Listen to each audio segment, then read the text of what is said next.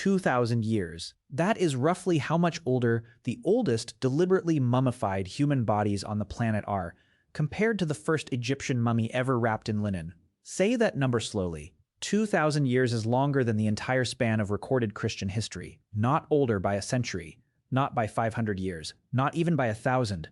2 full millennia before anyone in the Nile Valley thought to remove an organ and prepare a body for the next life. A small community of fishers on the edge of the driest desert on Earth was already doing exactly that, over and over to nearly everyone who died among them. Not kings, not priests, fishermen, their wives, their children. Infants who never took a single breath outside the womb. Most people who have heard of mummies picture gold masks, sealed tombs, and a pharaoh's name carved above the entrance. Egypt earned that reputation fairly. Their mummification was elaborate, well-documented, and eventually available to anyone with enough money to pay for it. But Egypt was not first. It was not close to first. By the time the earliest Egyptian pharaohs were even attempting the process, around 2,600 years before the Common Era, the desert people on the other side of the world had already been perfecting theirs for 2,000 years. Let's set the scene properly before anything else. The Atacama Desert runs along the Pacific coast of what is now northern Chile and southern Peru, and it holds a title most deserts would envy for the wrong reasons. It is the driest non-polar desert on the planet, drier in places than the interior of Antarctica. Some weather stations there have never recorded a single drop of rain in the entire history of measurement. In that unforgiving strip of coastline, a group of hunter-gatherers now called the Chinchorro built small fishing communities. They lived almost entirely off the ocean, not the land around them. Sea lions and shellfish and fish, caught with tools made of little more than bone and fiber. Here is where the desert itself becomes part of the story. That extreme dryness does something unusual to a human body. Bury someone in ordinary soil almost anywhere else on Earth. Bacteria, moisture, and insects take the body apart within weeks. Bury someone in Atacama sand, and the same process barely begins. Bodies buried in shallow desert graves, they're naturally dried out instead of decomposing, sometimes staying recognizable for centuries.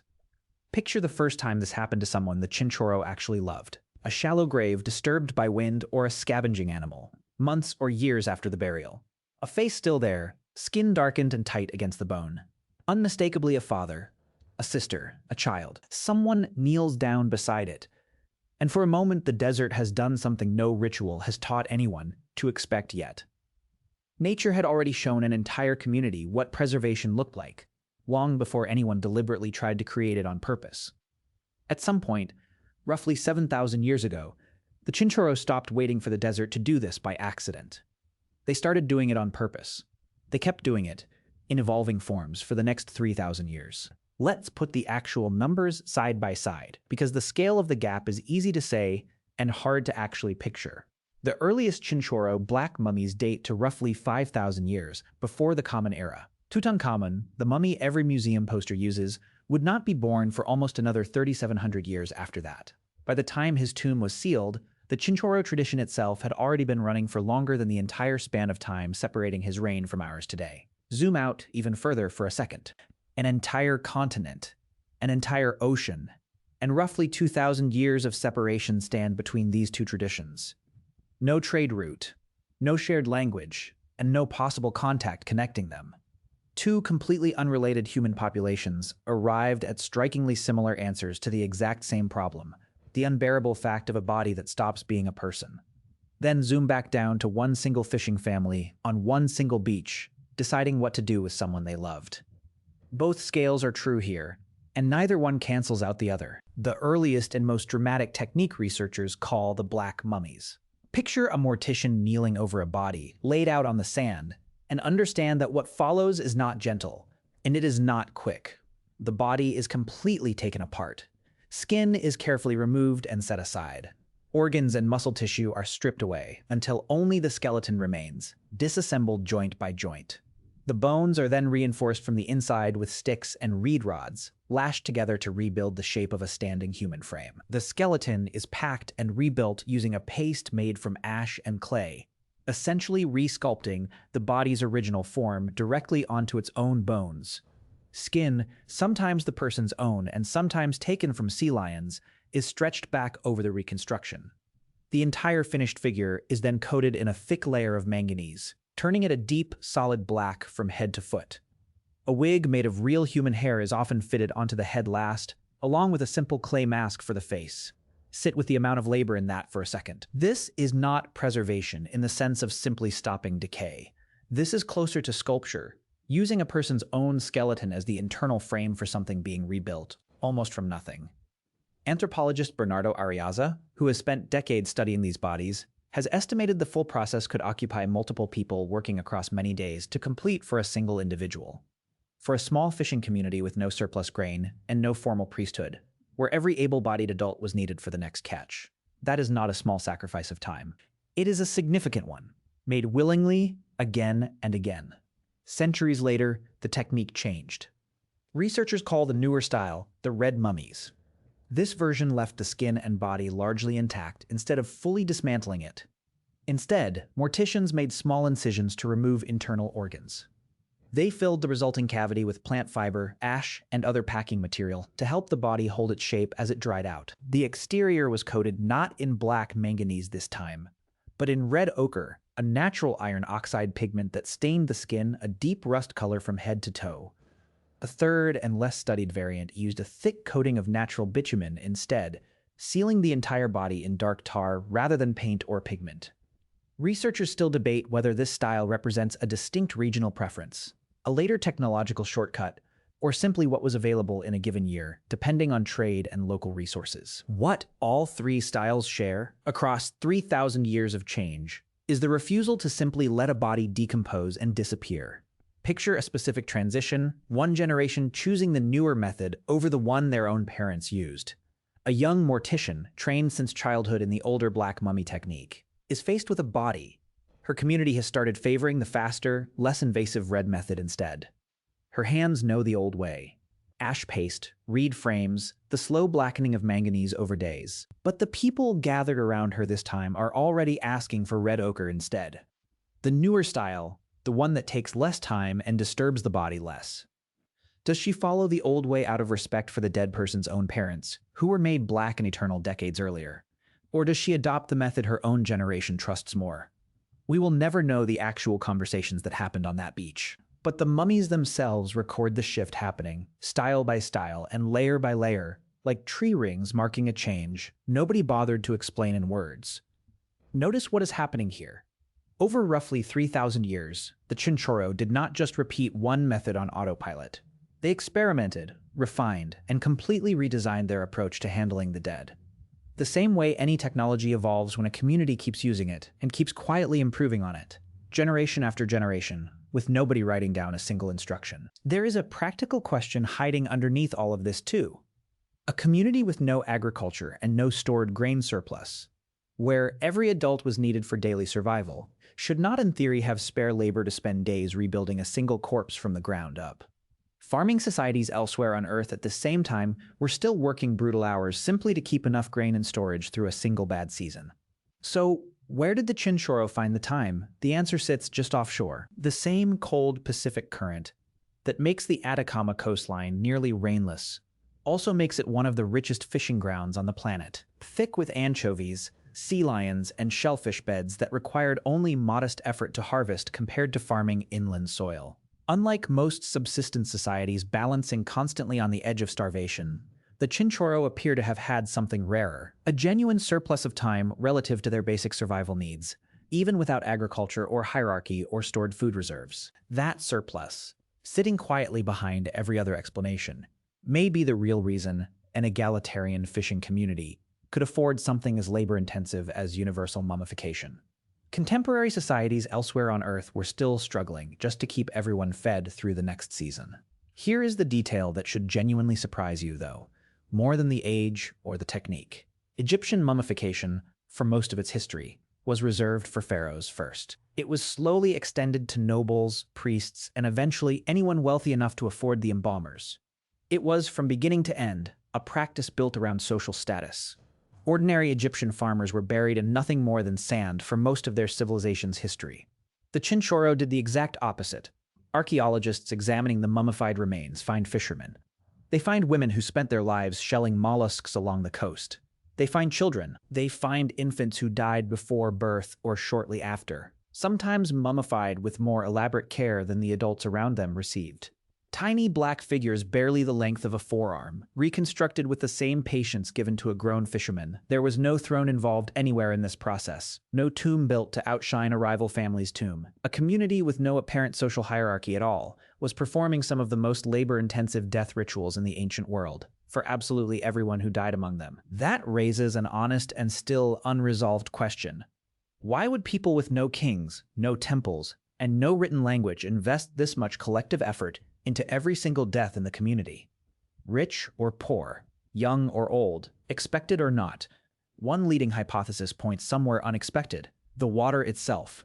The Atacama region has naturally high levels of arsenic in its groundwater and soil, absorbed into the local food chain through the rivers the Chinchorro depended on for drinking water. In a study published in the journal Chungara, researcher Bernardo Arriaza and his colleagues examined Chinchorro remains. They found arsenic levels in hair and tissue samples consistent with chronic, lifelong exposure across the entire population, not an isolated case here and there. The concentrations reported were high enough that, in a modern clinical setting, they would prompt immediate concern for anyone showing similar levels today. Arsenic exposure during pregnancy is strongly linked to miscarriage, stillbirth, and infant death in modern medical research. It is also linked to a range of developmental complications in children who do survive to birth. If the Chinchorro were losing an unusually high number of pregnancies and infants generation after generation, quietly and without ever understanding why, a community-wide culture of preserving and honoring the dead, rather than simply burying and moving on quickly, starts to make a grim kind of sense. This is where certainty disappears, though. The arsenic connection is a compelling correlation, not a confirmed cause. Researchers cannot run the experiment on a 7,000-year-old population to prove which came first, the loss or the ritual. What the mummies themselves confirm, beyond any doubt, is the scale of infant death the Chinchorro were confronting. Entire tiny bodies, painstakingly reconstructed, with the exact same care given to adult fishermen. Generation after generation, for thousands of years, a community kept choosing to answer loss with labor instead of silence. Imagine being the parent standing over a stillborn child in that community, watching people who were not required to help you, who had no ruler ordering them to, spend days rebuilding your child's body around its own tiny bones, painting it black, giving it a face again. Nobody wrote a religious text explaining why any of this mattered. They just kept doing it for thousands of years, long before anyone in Egypt had buried a single king in anything more elaborate than plain desert sand. The Chinchorro mummies stayed almost entirely unknown to the wider world until the early 1900s, when German archaeologist Max Uli first documented the black figures emerging from the sand near the Chilean port city of Arica. He recognized these were not natural burials, but radiocarbon dating did not exist yet, and an object that looks strange but undateable tends to get filed away rather than celebrated. For decades afterward, the Chinchorro remained little more than a regional curiosity. They were overshadowed completely by Egypt in the public imagination, stored in museum drawers far from the tourist routes that flocked instead toward the Valley of the Kings.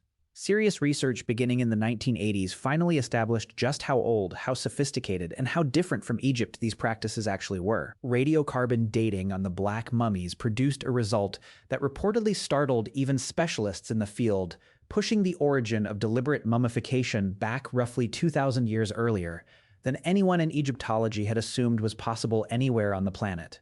In 2021, UNESCO finally added the Chinchorro mummies to the World Heritage List, officially recognizing what researchers had already known for decades. Archaeologists have now documented several hundred Chinchorro mummies across dozens of sites along the coast, and the count keeps growing. In 2004, construction workers digging in the city of Arica accidentally uncovered an entirely new cemetery beneath a modern neighborhood.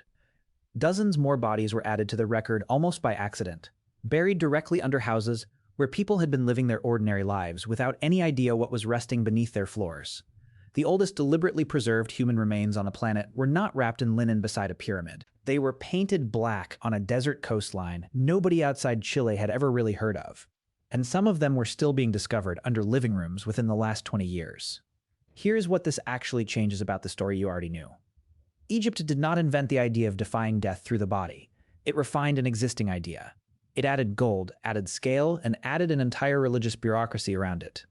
Then it told that version of the story loudly enough that the rest of the world simply assumed it was the beginning. Meanwhile, and equally determined, arguably more universal version of the same impulse, was already thousands of years old on the other side of the planet.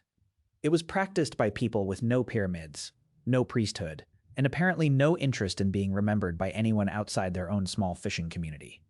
Think about what you do the next time someone you love dies. A funeral, a photograph kept on a shelf, a body embalmed for one last viewing before burial. Flowers nobody needed to buy, bought anyway. You are drawing from an impulse that did not begin with any specific religion or civilization. It began wherever humans first looked at a body the desert had accidentally preserved, and decided they could not simply let that happen by chance to the people they loved. The Chinchorro were not even entirely alone in this either, which is its own kind of unsettling. Independent mummification traditions have turned up in bog bodies preserved by acidic wetlands across northern Europe. They have turned up in naturally freeze-dried remains high in the Andes and the Alps, and in deliberate mortuary practices documented among indigenous communities in parts of Papua New Guinea, none of which had any contact whatsoever with the Chinchorro or with each other. Different continents, different cultures, different centuries, the same instinct. A body should not simply be allowed to disappear. This is not really a story about Chile or Egypt, or even about mummies specifically. Somewhere in your own life, you have kept something of a dead person's. A piece of clothing, a voicemail you never deleted, a chair nobody else is allowed to sit in. You already understand the Chinchorro completely, even if you have never once heard their name before this video.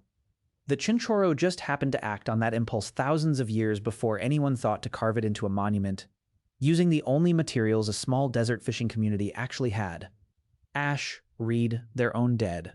We answered when the oldest deliberate mummification began. It is far earlier than the pyramids, far earlier than pharaohs, far earlier than pharaohs, far earlier than almost anything most people associate with preserving the dead.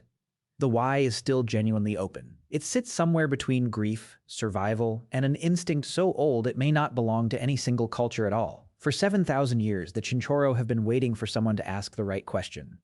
If a fishing village figuring out mummification 2,000 years before Egypt surprised you, that is worth a subscribe on its own. We dig up the history nobody put in the textbook every week, and this one has been sitting under the sand a lot longer than the pyramids have been standing above it. The Chinchorro spent 7,000 years being ignored. Their story deserves at least one more view before you scroll past it again. It waited this long. It can wait for you to hit subscribe first.